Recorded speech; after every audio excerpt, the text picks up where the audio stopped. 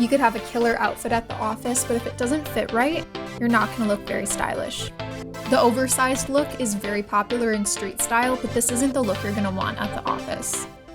Today, I'm going to show you how to measure yourself so your suits fit. I'll also show you how to combat sleeves that are too long without needing a sewing machine.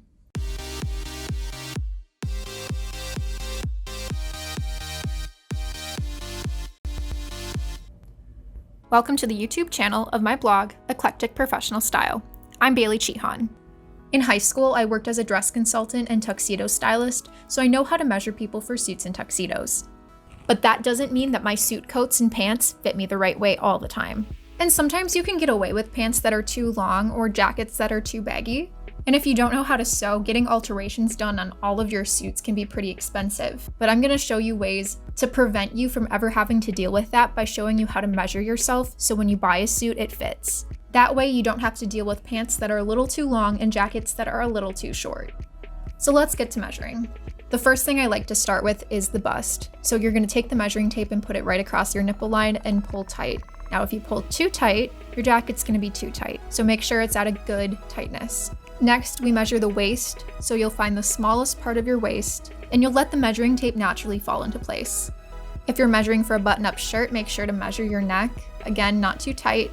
If you buy a button-up shirt and it's a little too tight on that top button, you can buy a button extender to combat that. Next, we'll move to the in-sleeve. This is difficult to do on yourself, so you might need a friend to help you out. You're gonna put the top of the tape measure in your armpit, put your arm straight down by your side, and measure all the way to your wrist. By doing this measurement, you won't have sleeves that are cuffing right over your wrist or sleeves that are way too short. Make sure you're writing down your measurements as you go.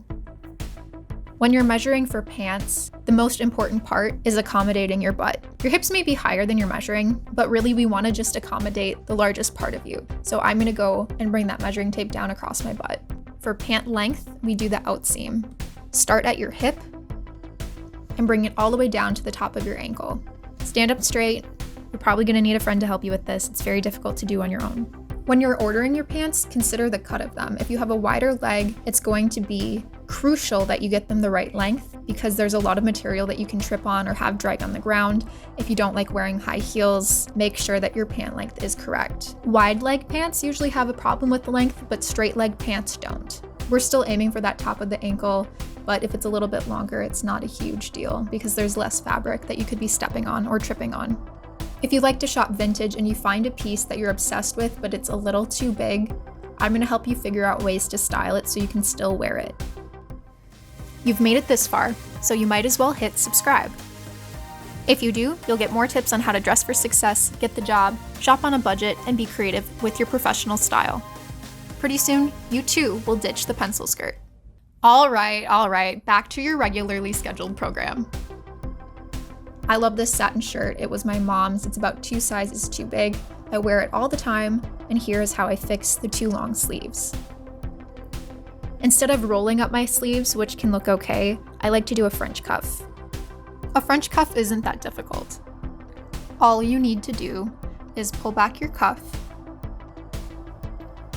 up until you find the seam.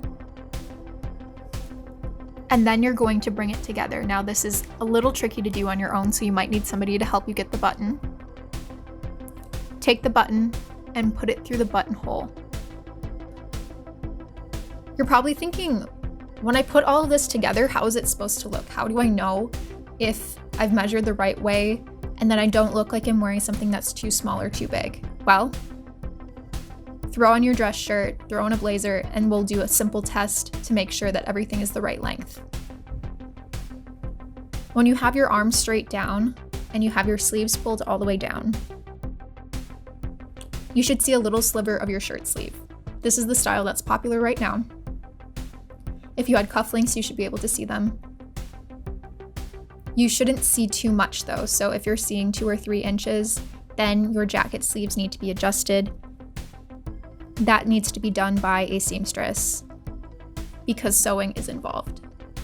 And then to check to make sure that the jacket is not too tight, move your arms around. You shouldn't feel constricted in your armpit, and the jacket shouldn't be puckering too much when it's buttoned.